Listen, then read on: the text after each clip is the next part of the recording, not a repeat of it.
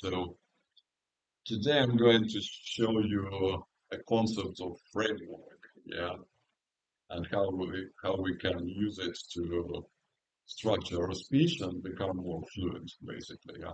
How we can use it to generate ideas of what to say immediately. So let's see.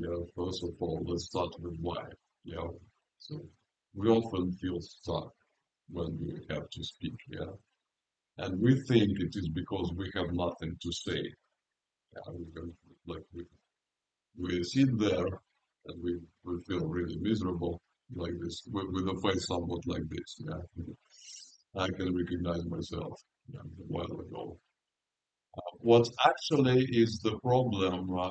It's more that we have an idea in our mind, or often many ideas, yeah, but we cannot put a structure on it. Yeah, we don't have a structure that we can describe with words. Yeah, because idea is beyond the words. Yeah, it's something more than just words, and that's what makes it sometimes difficult to describe it. Yeah, so we need some kind of a plan, basically. Yeah, we need some kind of a plan. Yeah, yeah. For instance, imagine uh, you want to cook a soup. Yeah, and you know that a soup it basically consists of broth, yeah, some kind of liquid in which you boil something, right? So you know automatically when you know this about a soup, you know that you need a pot, you need water, you need something to boil. Yeah.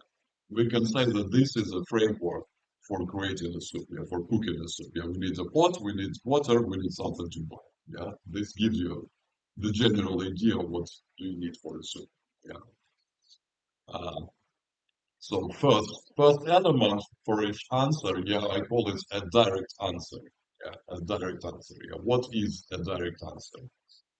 A direct answer is a sentence that basically is like a mirror for the question. Yeah, it uses the same grammar and functional language. Yeah, so it's imagine you have a question, something like, "Do you like cats?" Yeah, a direct answer is yes, I like cats, or yes, I do. Yeah, or no, I don't like cats.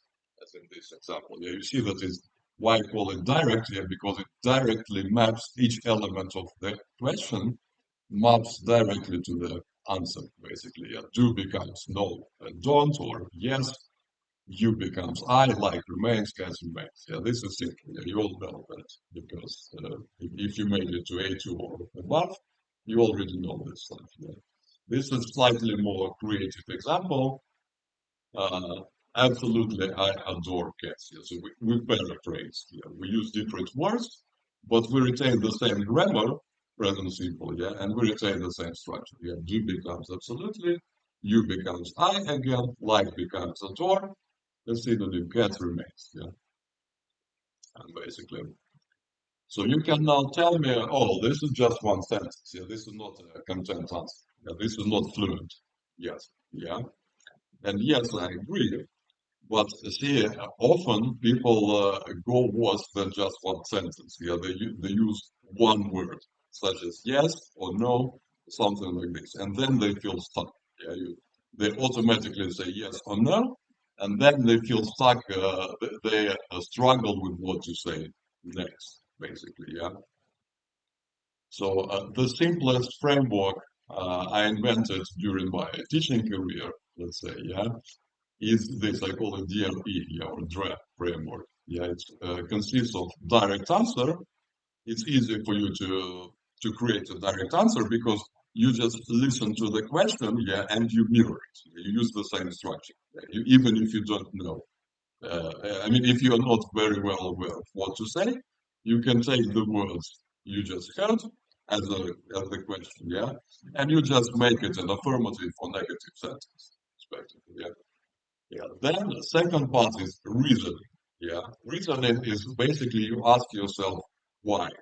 Yeah. You ask yourself why this answer. Yeah. Why do I like cats? Why do I like bananas? In that matter, yeah. And then the third component is example or evidence. Yeah. Something that proves your answer or gives an example of the arguments that you use to reason. Yeah. basically. Now let's take a closer look. Yeah. Oh, this is yeah, Dr. Dre. Yeah, because I used to listen a lot to this guy. Yeah, so I have associated the framework with him. Yeah. This was just coincidence. I didn't actually tailor it to tailor the name to his name. It's just that I recognize the similarity. Yeah, so I show it to my younger students. Maybe it will help them to remember this. All right, so reasoning. Yeah, let's take a look at the reasoning. Yeah, reason. Notice that reason can be a verb. Yeah, reason in general, it's not exactly just proving your point, but basically talking about, yeah, bringing up arguments, thinking of or discussing some conditions of your answer and that kind of thing. The reasoning is more than just proving, yeah, than just why. Can be more. Yeah. In English, reasoning is more, basically. Yeah. So the simplest example is this. Uh, yes, I like cats because they are cute. Yeah. So you continue your answer with because. Yeah. With the answer to the question why. Yeah. This is reasoning. The simplest possible example of reasoning. Yeah. So this is a cute cat. Yeah. So we can all appreciate that cats are cute, and this is a valid reason. Yeah, let's say, and to make a break from the mental strain. Okay. So another thing I want you to consider, yeah, is that as an exercise, you can try to speak for a certain amount of time. Yeah. I usually start training my students with 30 seconds per question. Why? Because this fits well into exam frameworks, yeah, but also this is a relatively simple timing to start, but not too simple. Yeah, it doesn't let you get away with like just a few sentences, just two or three sentences. You have to put some effort, yet not very much. Yeah, so this is where you start developing your fluency. And another another good thing about considering timing in that you become conscious about for how long you speak. Yeah, so it trains your time awareness, I say. Yeah, it helps you to feel for how long are you speaking so that you can control your speech. Oh, I didn't say enough. Yeah, or oh, I'm talking for too long. I have to pause and ask for some feedback. Yeah. By the way, speaking of feedback, yeah, do you have any questions, guys, so far, or anything to add?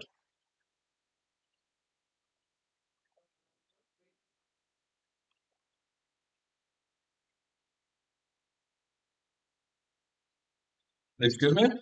What presentation?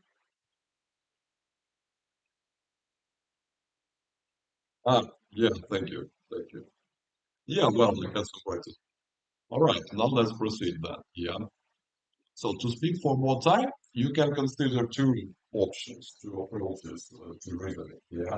You can give many reasons. Yeah. Or you can elaborate one reason for that matters. You can talk in details about one reason. Yeah. So let's see some examples. Given many reasons. Yeah. I like cats because they're cute. They're easier to pet than dogs. They do not make that much noise. Yeah. Yeah, so we have three reasons here. Cute, easier to pet, do not make that much noise. Yeah, it's evident here. This is with giving many reasons. Each reason is very basic. It makes very plain sentence by itself. Yeah, but together they already make something beautiful. Yeah, so it sounds fluent, sounds like a contented, sounds awesome. Yeah, and second option, yeah, B is explaining one reason or basically just say more about one reason.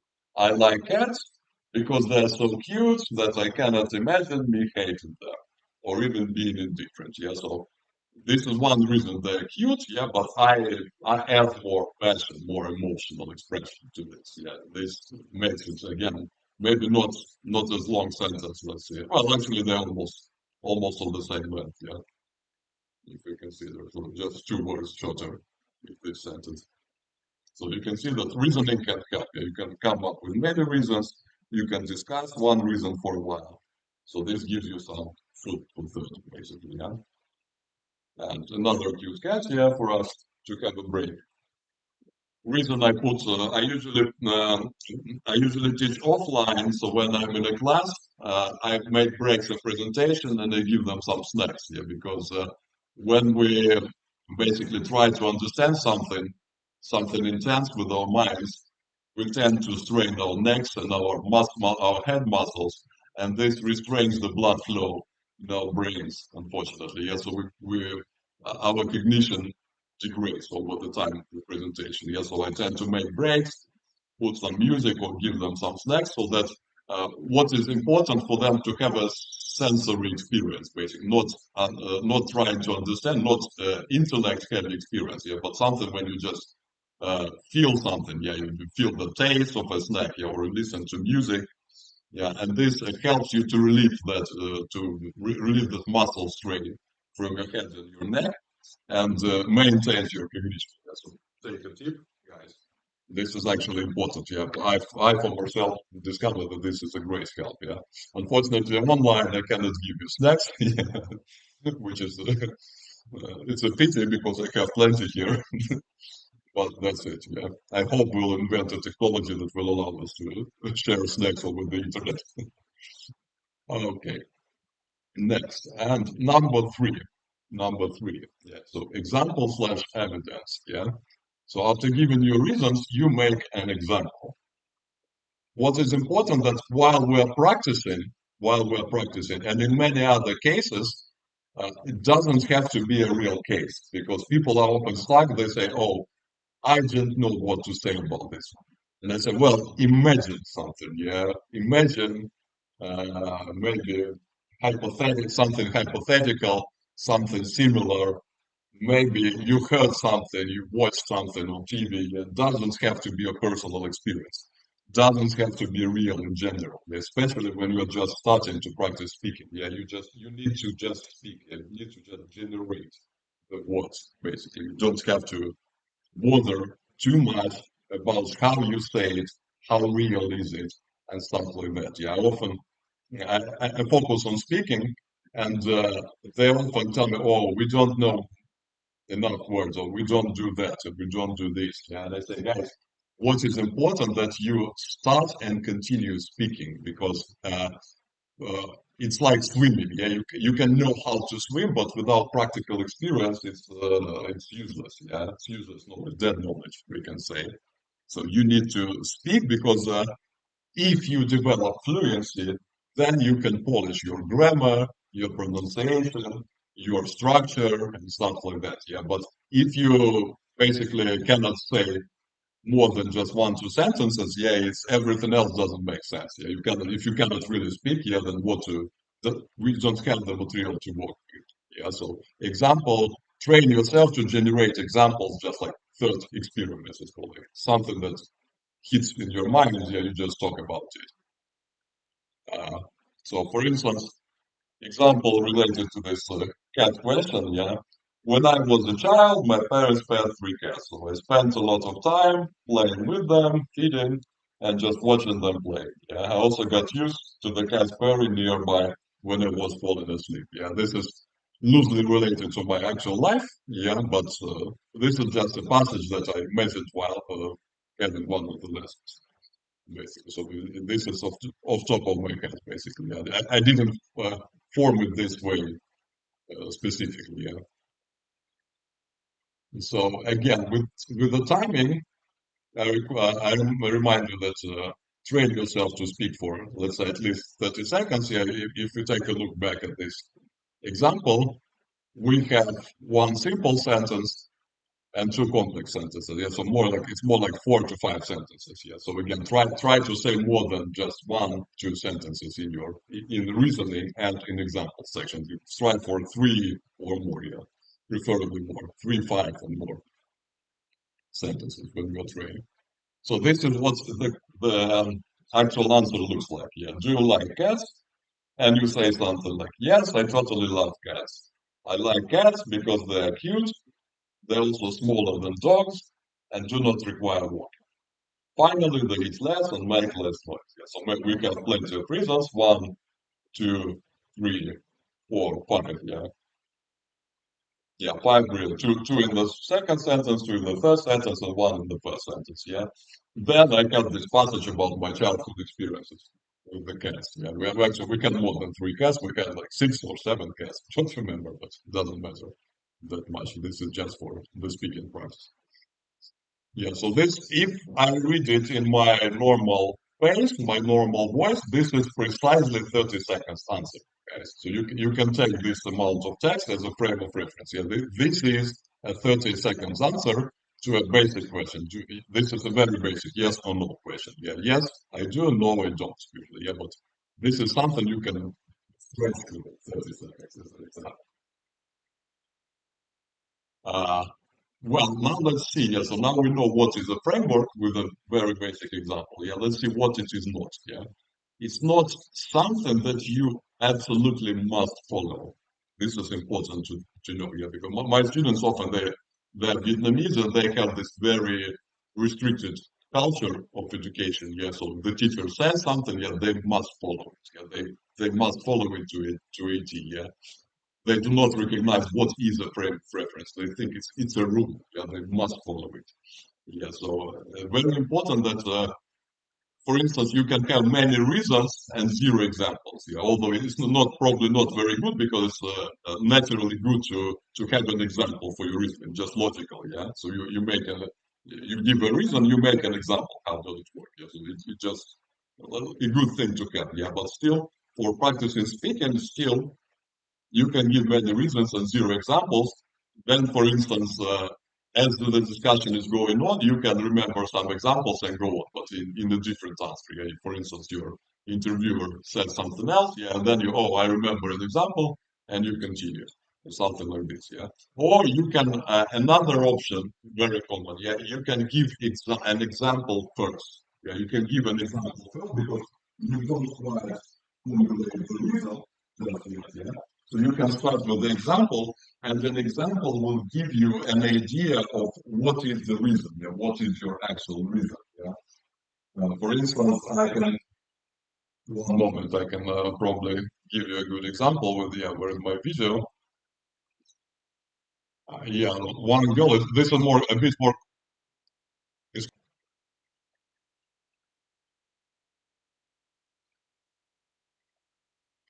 excuse me, could you repeat? I didn't quite hear that. Ah, very good. We're discussing the frameworks. Yeah, so this is an example of, yeah, that starts to a question. Yeah, describe your dream vacation. Yeah, where would it be? What activities would you do? Who would you take it with? And why is it your dream vacation? Yeah, so instead of going from one point to another, like in this side, yeah, what, with, and why? Yeah, what the girl did? She did it the opposite way. She started with what she will do there. Yeah, well, she started with why, basically. Yeah, she said, I would go to Natang, why? Because I can talk with foreigners there, yeah. And then naturally it comes with whom she will talk. She will do it alone because her friends and relatives do not speak English, yeah. Next, why? What to do there, yeah? Swimming and shopping, yeah. And with whom? Of course, with parents, yeah. She's 14 years old. And next, why? What to do there? Meet your grandparents to have an emotional contact. So see, sometimes an example can come before reason. Yeah, this might be a little bit complex at a glance. Yeah, but this is a reverse, an example of a reverse order. Yeah, basically when you make you start with making an example, and then the example itself gives you more ideas of what to say. Yeah, let's see what else is here. Yeah, so yeah, this is, as I said, the structure can be linear, direct answer reasoning, to example. Or it can also it can be cyclic, for instance, where you can, after giving direct answer, you can make one reason, then an example for that reason. Then another reason and another example for that reason. Or you can switch it, give an example, and then reason about that example. Yeah. You can repeat the structure and you can actually do it indefinitely, yeah, for 2, 3, 4 minutes. Maybe more, yeah. Sometimes I put myself talking for 7 minutes for a basic question. If I have a lot to say. Probably not very good idea when you talk in a speaking club because there are many people. there, yeah, but still, when you practice alone or when you practice with a tutor or something like that, it's actually can be a good idea to develop that resilience, basically, the ability to speak for a long time fluently without interruptions, yeah, without interruptions and without worsening your grammar and fluency in pronunciation. Yeah, so this is it. Yeah. Another tip is that when you give complex answers, yeah, basically when you have more than just 3 or 5 sentences, a good idea is to give some kind of a summary. A summary is usually basically repeating the direct answer, yeah, in different words. Yeah. So for instance, we started with yes, I like cats, yeah, then you give because they're cute, you make I had 3 cats, and then you say, so that's why I like cats. You get back to where you began, basically, yeah, something like this. Okay, guys, I think that let's say, do you have more questions? Do you have any questions about this stuff right now? Well, let's probably, yeah, yeah. So if yes, if we have no questions, what I can do, I can show you a bit more complex example if you're ready for it. Yeah, or we can stop here and just practice, just discuss. We'll continue.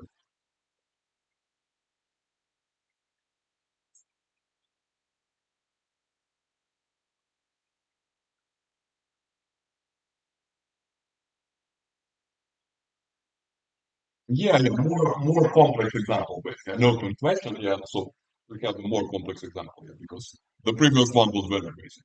Yeah, the previous one was like A1 level, yeah, of course. Okay, good. So let's consider this question. Yeah, what is the ideal age to get married for men and for women? Basically, so this is an what we call opinion question. Well, different questions, by the way, they have different types, and let's say maybe on Monday I will create a workshop on different types of questions. Yeah, so you become aware of this. Yeah, but for now, let's consider this. Yes, this is an open question. Yeah, so you have to talk for a while, and what is important, you give your opinion, basically. Yeah.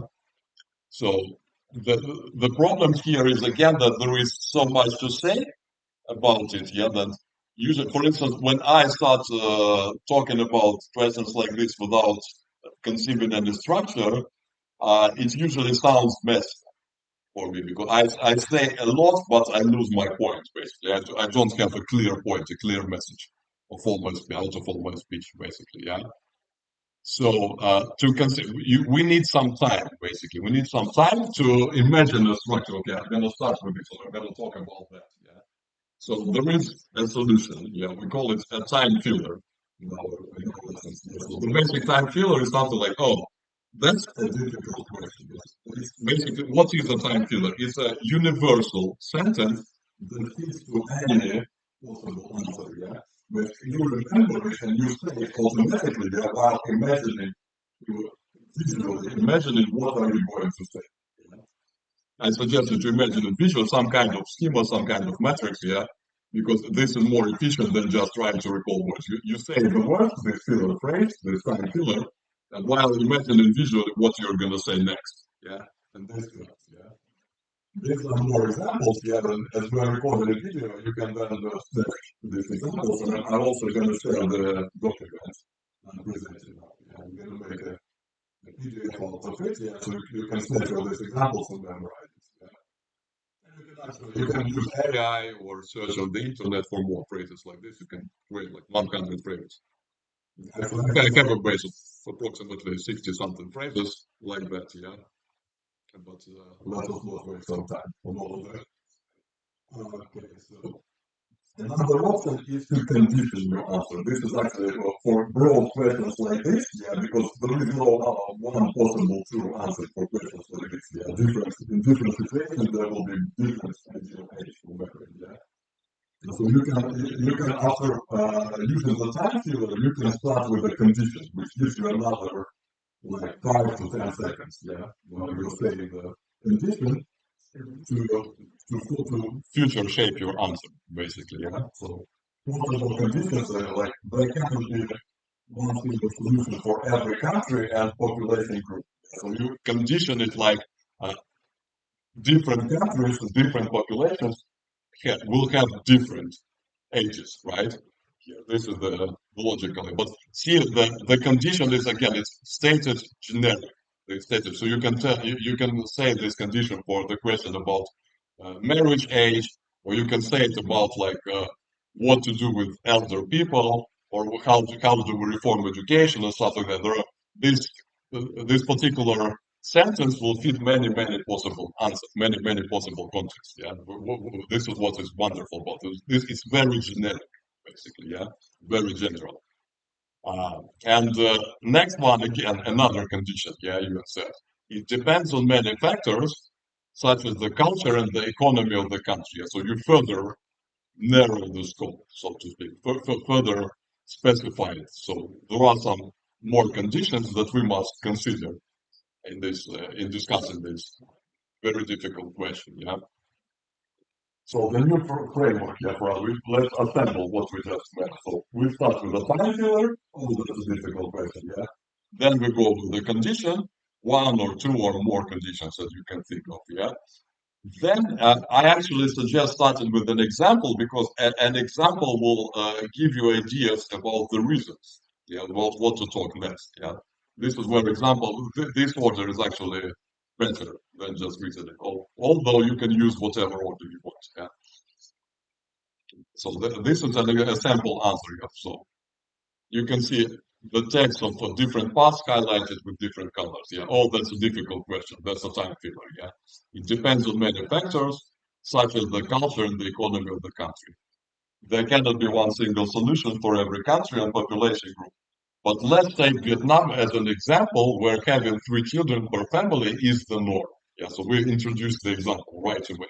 Yeah, and this gives us the idea. Yeah, so I didn't actually think of what ideal age would be before I chose Vietnam. Yeah, as an example. But then I think, okay, it probably should be something like 27, 28, 29 years old because the parents must have some health. Yeah, they have to retain some health to conceive and raise that many children, yet they need some time to finish the education. Yeah, by 22 or 23, they finish their education, and then they need to get a job and then work for like 4 or 5 years to get some kind of career. Yeah, before they raise a family, they start giving birth to the children. Yeah, they need some kind of a career so as to secure their financial condition, basically, and the future families for finance. Yeah.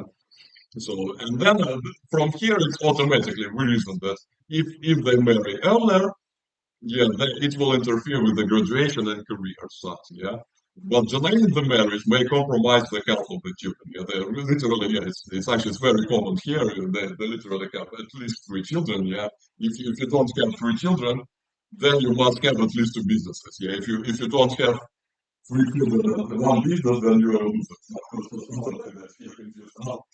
This is real. Yeah.